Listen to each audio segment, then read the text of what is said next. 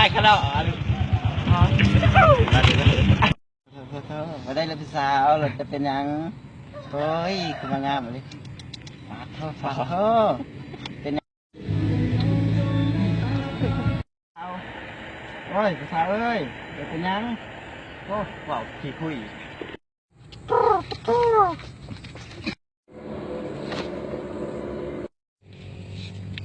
บากตายหลอนเลยกูลูกสาวเดียวเลย